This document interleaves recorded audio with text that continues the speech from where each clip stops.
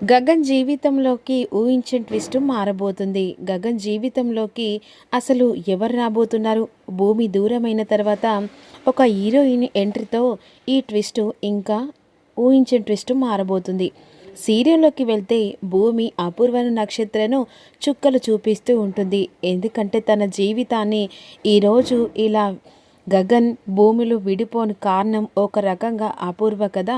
ఇక అపూర్వతో ఒక ఆట ఆడుకోవాలని చెప్పేసి రియల్ ఎంట్రీతో ఇంట్లో అడుగు పెడుతుంది. మొత్తం అధికారం తన చేతిలోకి తీసుకుంటుంది. అలా తీసుకున్న తర్వాత అప్పుడు నక్షత్ర అపూర్వ ఇదంతా చూస్తూ ఉంటే నాకెందుకో భయం వేస్తుందమ్మే. అసలు నాకు అర్థం కావట్లేదు. భూమిని మనం బెదిరించడానికి దాని కాపురంలో చిచ్చు పెట్టాలనుకున్నామా, లేకపోతే అది మన ఇంట్లోకి వచ్చి ఏకంగా చిచ్చు పెట్టాలనుకుందా అని ఈ విధంగా నక్షత్ర అంటూ ఉంటుంది. అయినా అది ఎన్ని రోజులు ఇలా చేస్తూ ఊరుకుందాం అనే విధంగా అంటుండగా ఈలోపు ఇక భోజనం రెడీ చేశారా ఏంటి? తల్లి కూతురు ఇద్దరు కలిసి ఇంకా మళ్ళీ ఏ రకంగా భూమి జీవితాన్ని సర్వనాశనం చేయాలని ఆలోచిస్తున్నారా? ఆ ఆలోచనలు ఏం పెట్టుకోకండి. ఇప్పుడు నా బావ నాకు దూరమైందని చెప్పేసి అనుకుంటున్నారు. కానీ ఏదో ఒక రోజు భావనను అర్థం చేసుకొని మళ్ళీ తిరిగి నేను ఆ ఇంటికి కోడలుగా అడుగు పెడతాను. మీరు అంత టెన్షన్ పడి నన్ను విడగొట్టాలని చెప్పేసి వెధవ ఆలోచన చేశారనుకో, ఇప్పుడు మీరు తింటున్న ఆ తిండి కూడా రానివ్వకుండా చేస్తాను. ఆలోచనలు పక్కన పెట్టి త్వరగా నేను చెప్పిన వంటలన్నీ చేశారు కదా, పట్టుకొని రండి అని చెప్పేసి ఈ విధంగా భూమి బయటకు వెళ్తుంది. ఏంటమ్మా అసలు దీన్ని చూస్తుంటే ఇంత పొగరు ఎక్కడొచ్చింది? ఇది మూలన కూర్చొని తన జీవితం గురించి ఆలోచించు ఏడ్చుకుంటూ ఉంటుంది అనుకుంటే ఇది ఏకంగా ఏకు మేకైపోయింది. ఎన్ని రోజులు బేబీ, ఎన్ని రోజులు కావు. దాని ఆటలు నేను చెక్కు పెడతాను కదా. ఏంటి చెక్కు పెట్టేది? ఆల్రెడీ ఆస్తి మొత్తం తన చేతికి వెళ్ళింది, ఇంకా చెక్కు పెట్టాల్సిన అవసరం లేదు అని గోరంట అంటూ ఉంటుంది. పిన్ని, నువ్వు దానికి సపోర్ట్ చేస్తున్నావా, నాకు సపోర్ట్ చేస్తున్నావా? ఏమమ్మీ, ఏం సపోర్ట్ చేయడం?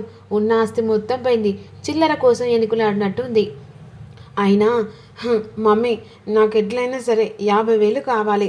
50,000 కదా, 50 పైసలు కూడా లేవు. ఏదైతే అది జరిగింది, నేను డాడీని వెళ్ళి అడుగుదా అని చెప్పేసి ఇక వెంటనే శరత్చంద్ర దగ్గరికి అపూర్వను నక్షత్ర వెళ్తుంది. డాడ్, నాకు 50,000 కావాలి. అవునా? 50,000 కావాలంటే నువ్వు అక్కని అడగాలి కదా. అక్క ఎవరు? నువ్వు ఇస్తావు కదా. ఇప్పుడు అధికారం ఆస్తి మొత్తం భూమి చేతిలోకి ఇచ్చాం కదమ్మా. నీకు ఏ ఖర్చులు కావాలన్నా భూమిని అడగాల్సింది ఏంటి బావా? ఆ భూమి చేతికిచ్చి ఇప్పుడు ఏకంగా చిల్లర కూడా భూమిని అడగాల్సి వస్తుంది. అయ్యో, ఏంటి పిన్ని అలా మాట్లాడుతున్నావు? ఈ ఆస్తి మనది అంటే మా అమ్మది, మనందరిది కదా. 50,000 ఇవ్వడం లెక్క కాదు పిన్ని. నువ్వు చెప్పు నాన్న. ఇప్పుడు ఎంతో కష్టపడి ఆస్తిని నువ్వు ఇలా కాపాడుకుంటూ వచ్చావు. 50,000 అంటే ఇంట్లోకి నెల సామాను వస్తుంది. ఇప్పుడు నక్షత్ర ఆఫ్టర్ ఆల్ 50,000 అని చెప్పేసి తీసుకెళ్ళి ఫ్రెండ్స్కి పార్టీ గిట్లా ఇస్తుంది.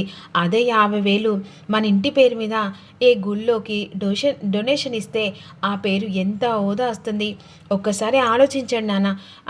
సరే నాన్న, మీరు అంతలా నా మీద చేతి మీద బాధ్యత పెట్టారని చెప్పేసి పిన్నికి చాలా ఇబ్బందిగా అనిపిస్తుంది. వద్దులే నాన్న, ఈ తాళాలు తీసుకోండి, ఆస్తి పేపర్లు కూడా తీసుకోండి. ఏంటి భూమి, మీ పిన్ని ఎందుకు అలా అనుకుంటుంది? పిన్ని చాలా మంచిది. అపూర్వ ఎప్పుడూ ఆలోచించదు. లేదు నాన్న, పిన్నిని చూస్తుంటే ఆస్తి నా చేతికి ఎందుకు ఇచ్చిరా అన్నట్టుగా కోపంగా మాట్లాడుతూ ఉంది. ఏంటపూర్వ, నిజమేనా భూమి చెప్పేది? హబ్బే, అదేం లేదు బావా, నేనెందుకు అలా అంటాను? ఈ ఆస్తి మొత్తం భూమిదే. అలా చెప్పేసి నా మనసులో ఎప్పుడు అలాంటి ఉద్దేశం లేదు. చూసావా, నిజమా పిన్ని? నిజం, నా మనసులో అలాంటి ఉద్దేశం ఏం లేదు. ఆస్తి మొత్తం అక్కది, ఆ తర్వాత నీదే కదా భూమి.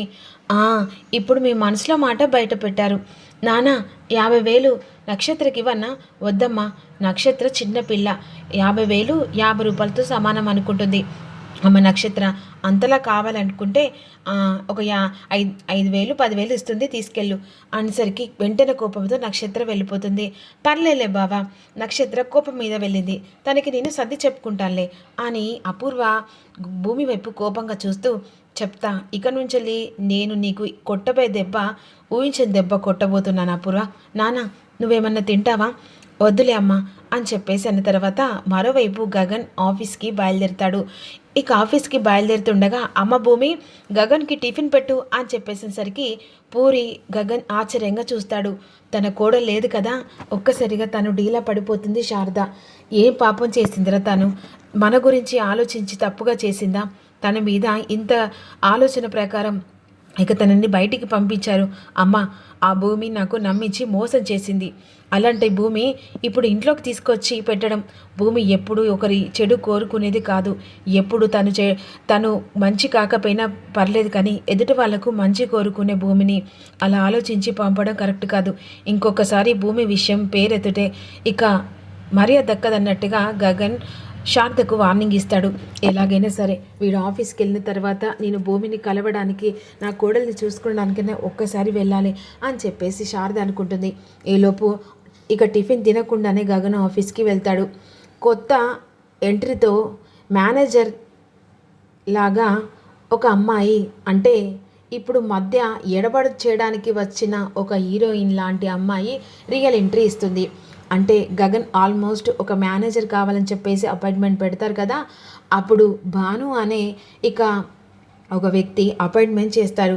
గగన్ ఆఫీస్కి వెళ్ళేసరికి ఆ అమ్మాయి గగన్ కోసం ముందే వెయిట్ చేస్తూ ఉంటుంది. ఇక గగన్ పరిచయం చేసుకుంటాడు. అప్పుడు భాను అని చెప్తుండి మొత్తం తన బయోడేటా అంతా చెక్ చేస్తాడు. ఇక నీకు అపాయింట్మెంట్తో ప్రకారం నీకు జాబ్ కూడా వచ్చిందంటారు.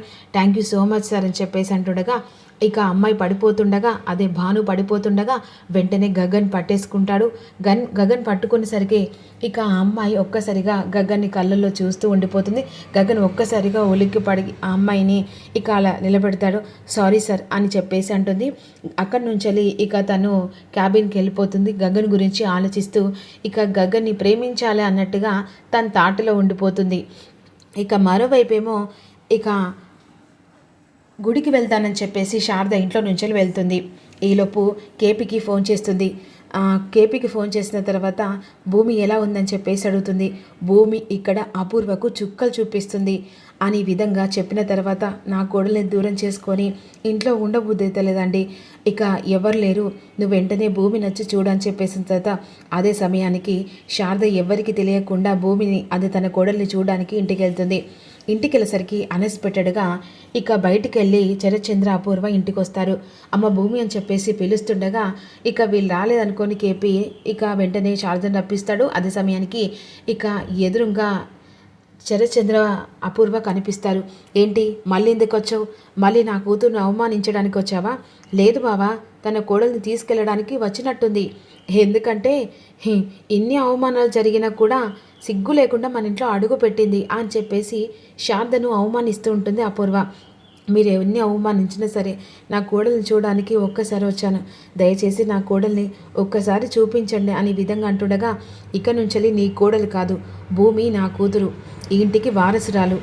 వాడు కనీసం 3 ముళ్ళు వేశానని బంధంతో కూడా ఆలోచించకుండా కర్కశంగా నా కూతుర్ని మెడలు పట్టుకొని బయటికి గెంటేశారు. ఇక పుట్టినెళ్ళైనా వదులుకొని మెట్టనింటికి వచ్చిన నా కూతురు గురించి నువ్వు ఆలోచించి ఇంట్లోకి వచ్చావు కదా బావా, ఆలోచించకుండా వెంటనే శారదను మెడలు పట్టుకొని బయటికి గెంటే అని చెప్పేసి అంటుండే. ఆ మాట విని ఒక్కసారిగా భూమి పిన్ని అని చెప్పేసి గట్టిగా అరుస్తుంది. అసలు ఏం జరుగుతుంది రివ్యూలో అనేది అప్కమింగ్లో తెలుసుకుందాం. Don't miss you. చిన్న లైక్ చేయండి, కామెంట్ చేయండి.